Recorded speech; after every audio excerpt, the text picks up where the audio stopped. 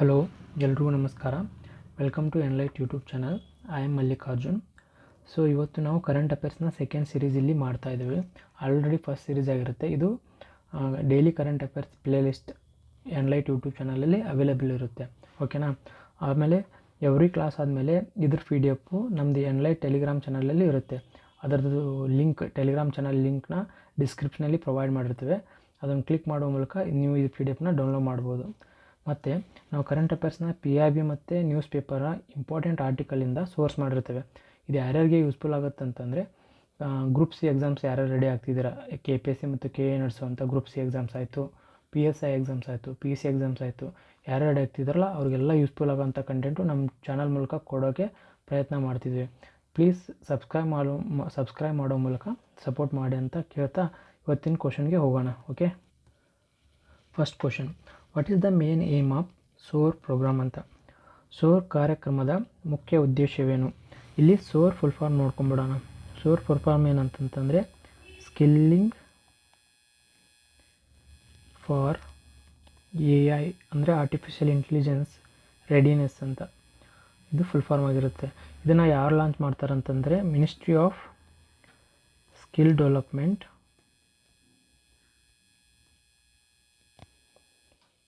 And entrepreneurship.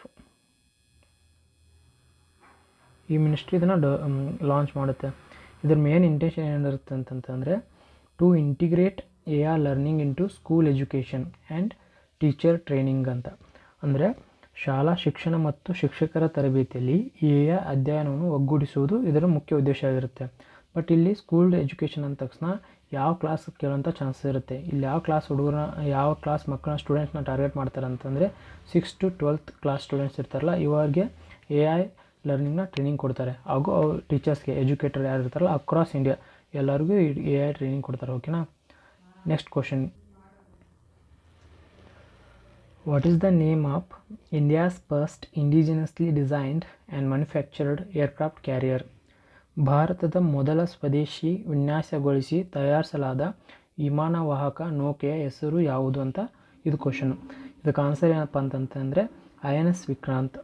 INS Vikrant ಅಂದರೆ Indian naval ship Vikrant ಇದೆಲ್ಲ ಇದೇ ಆನ್ಸರ್ ಆಗಿರುತ್ತೆ. ಇದು ಯಾಕಪ್ಪ ನ್ಯೂಸಲ್ಲಿದೆ ಅಂತಂತಂದರೆ ರೀಸೆಂಟ್ಲಿ ಪ್ರೈಮ್ ಮಿನಿಸ್ಟರ್ ಮೋದಿ ಇದಾರಲ್ಲ, ಇವ್ರು ಏನು ಮಾಡ್ತಾರೆ, ದೀಪಾವಳಿ ಫೆಸ್ಟಿವಲ್ ಸೆಲೆಬ್ರೇಷನ್ನ ನೇವಿ ಅಂದರೆ ಇಂಡಿಯನ್ ನೇವಿ ಜೊತೆ ಮಾಡ್ತಾರೆ. ಅದನ್ನು ಎಲ್ಲಿ ಮಾಡ್ತಾರೆ ಅಂದರೆ INS ವಿಕ್ರಾಂತಲ್ಲಿ ಮಾಡಿರ್ತಾರೆ. ಆ ಪರ್ಪಸಿಂದ ಇದು ಎಕ್ಸಾಮಲ್ಲಿ ಕೇಳೋ ಚಾನ್ಸಸ್ ಇರುತ್ತೆ. ಬಟ್ ಇದ್ರ ಜೊತೆಗೆ ನಾವು ಏನು ಕಲಿಬೇಕಂತಂತಂದರೆ ಇಂಡಿಯನ್ ನೇವಿ ಇದು INS ವಿಕ್ರಾಂತ್ನ ಯಾರು ಡಿಸೈನ್ ಮಾಡಿದರು ಅಂತ. ಇದನ್ನು ಯಾರು ಡಿಸೈನ್ ಮಾಡಿದ್ರು ಅಂತಂದರೆ it is designed by India's navy's warship design bureau ಅಂತ ಇವರು ಇದನ್ನು ಡಿಸೈನ್ ಮಾಡ್ತಾರೆ. ಓಕೆನಾ. ಹಾಗೆ ಇದನ್ನು ಯಾರು ಬಿಲ್ಟ್ ಮಾಡಿದ್ರಂತೆ, it was built by Cochin shipyard limited. ಇದೆಲ್ಲಿದೆ ಅಂತಂದರೆ it is in Kerala. Okay, ಈ ಕ್ವಶನ್ ಕೇಳೋಂಥ ಚಾನ್ಸ್ ಇರುತ್ತೆ. Next question, what is the purpose of newly created Bhairav command force ಅಂತ. ಹೊಸದಾಗಿ ರಚಿಸಲಾದ ಭೈರವ ಕಮಾಂಡೋ ಪಡೆಯ ಮುಖ್ಯ ಉದ್ದೇಶ ಏನಂತ. ಇದು ಇಂಪಾರ್ಟೆಂಟ್ ಆಗಿರುತ್ತೆ. ಯಾಕಂತಂದರೆ ಇದು Indian army's new commando force ಇದೆ. ಆ್ಯಕ್ಚುಲಿ ಇವಾಗ ರೀಸೆಂಟಾಗಿ ಕ್ರಿಯೇಟ್ ಮಾಡಿದ್ದಾರೆ. ಇದ್ರ ಇಂಟೆನ್ಷನ್ ಏನಪ್ಪ ಅಂತಂತಂದರೆ it act as an intermediate specialised unit between Ghatak platoon commandos and special forces. Para command ಅಂತಾರಲ್ಲ, ಅದಕ್ಕೆ ಸ್ಪೆಷಲ್ ಫೋರ್ಸಸ್ ಅಂತ. ಅಂದರೆ ಘಟಕ್ ಪ್ಲಾಂಟೂನ್ ಕಮಾಂಡೋಗಳು ಮತ್ತು ವಿಶೇಷ ಪಡೆಗಳ ನಡುವೆ ಮಧ್ಯಂತರ ವಿಶೇಷ ಘಟಕವಾಗಿ ಕಾರ್ಯನಿರ್ವಹಿಸುವುದು ಇರೋದು ಮೇನ್ ಪರ್ಪಸ್ ಆಗಿರುತ್ತೆ. ಇದನ್ನ ಯಾಕಪ್ಪ ಈಗ ಹೊಸ ಕಮಾಂಡೋ ತೊಗೊಂಬಂದ್ರು ಅಂತಂತಂದರೆ to be ready for modern warfare. ಯಾಕಂದರೆ ಇವಾಗ ಆಗ್ತಿರೋಂಥ ವಾರ್ಗಳು ಯಾವುದು ಮ್ಯಾನ್ ಟು ಮ್ಯಾನ್ ಫೈಟ್ ಆಗ್ತಿಲ್ಲ, ಡ್ರೋನ್ ಮೂಲಕ ಆಗ್ತಿದ್ದಾವೆ, ಟೆಕ್ನಾಲಜಿ ಮೂಲಕ ಆಗ್ತಿದ್ದಾವೆ. ಆ ಥರ ಸಿಚುವೇಶನ್ಸ್ಗೆ ರೆಡಿ ಆಗೋಂಥ ಕಮಾಂಡೋ ತರಬೇಕಂತ ಈ ಭೈರವ ಕಮಾಂಡ್ನ ತಂದಿರೋದು. ಓಕೆನಾ. ಇದು ಕೇಳೋ ಚಾನ್ಸ್ ತುಂಬ ಇದೆ, ನೆನಪಲ್ಲಿಟ್ಕೊಳ್ಳಿ. ನೆಕ್ಸ್ಟ್ ಕ್ವಶನ್,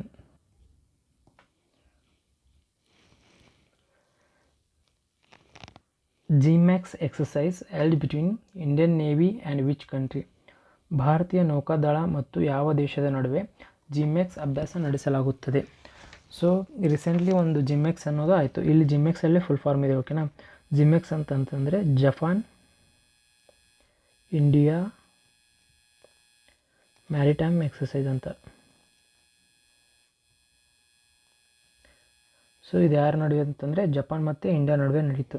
ಸೊ ಇದು ಯಾವಾಗ ನಡೀತೈತೆ ಅಂತಂದರೆ 16 to 18 ಅಕ್ಟೋಬರಲ್ಲಿ ನಡೆದಿರುತ್ತೆ. ಎಲ್ಲಪ್ಪ ನಡೀತೈತೆ ಅಂತಂತಂದರೆ ಜಪಾನಲ್ಲಿ ನಡೀತೆ. ಅದು ಪರ್ಟಿಕ್ಯುಲರ್ ಜಪಾನಲ್ಲಿ ಯಾವಲ್ಲಿ ಹೋಗುತ್ತೆ ಅಂತಂದರೆ ಯೋಕೋಸೋಕೋ ಅಂತ ಒಂದು ಪೋರ್ಟ್ ಇದೆ, ಅಲ್ಲಿ ನಡೀತೈತೆ, ಓಕೆನಾ. ಇದರಲ್ಲಿ ಫ್ರಮ್ ಇಂಡಿಯಾಯಿಂದ ಯಾವ್ದು ಪಾರ್ಟಿಸಿಪೇಟ್ ಮಾಡಿರುತ್ತೆ ಅಂತಂತಂದರೆ INS ಸಹ್ಯಾದ್ರಿ ಇದಕ್ಕೆ ಪಾರ್ಟಿಸಿಪೇಟ್ ಮಾಡಿರುತ್ತೆ.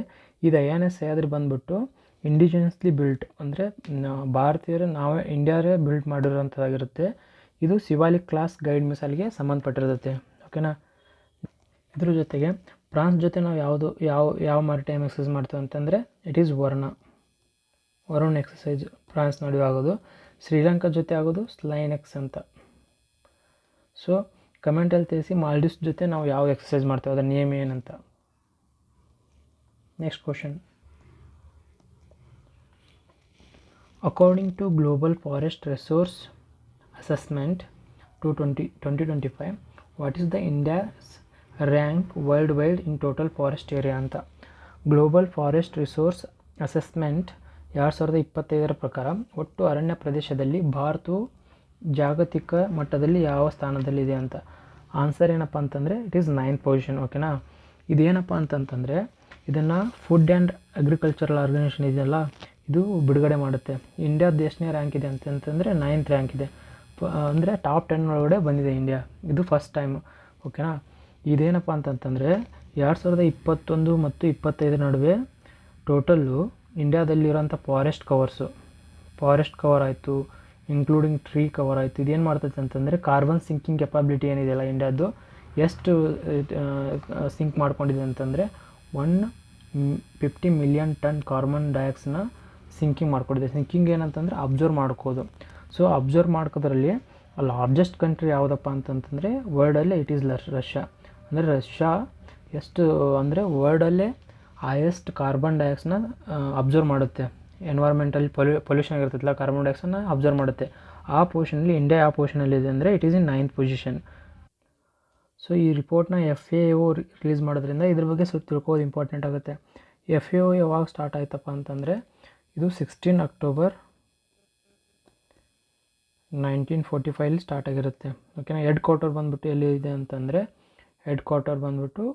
ಇಟ್ಸ್ ಇನ್ ರೋಮ್ ಎಲ್ಲಿ ಬರುತ್ತೆ, ಇಟ್ಲಿಯಲ್ಲಿದೆ, ಓಕೆನಾ. ಇದೊಂದು ಯುನೈಟೆಡ್ ನೇಷನ್ ಸ್ಪೆಷಲ್ ಏಜೆನ್ಸಿ ಅಂತ ಹೇಳ್ಬೋದು. ಸೊ ಇವತ್ತಿನ ಕರೆಂಟ್ ಅಫೇರ್ಸ್ ಇಷ್ಟ ಆಯಿತು. ಸೊ ನೆಕ್ಸ್ಟ್ ಇದೇ ಥರ ಕರೆಂಟ್ ಅಫೇರ್ಸ್ ನೋಡೋಕ್ಕೆ ನಮ್ಮ ಚಾನಲ್ನ ಫಾಲೋ ಮಾಡ್ತಾಯಿರಿ. ಪ್ಲೀಸ್ ಸಬ್ಸ್ಕ್ರೈಬ್ ಮಾಡಿ ಸಪೋರ್ಟ್ ಮಾಡೋ ಮೂಲಕ ನಮಗೆ ಪ್ರೋತ್ಸಾಹ ನೀಡಿ, ಓಕೆನಾ. Thank you for watching class.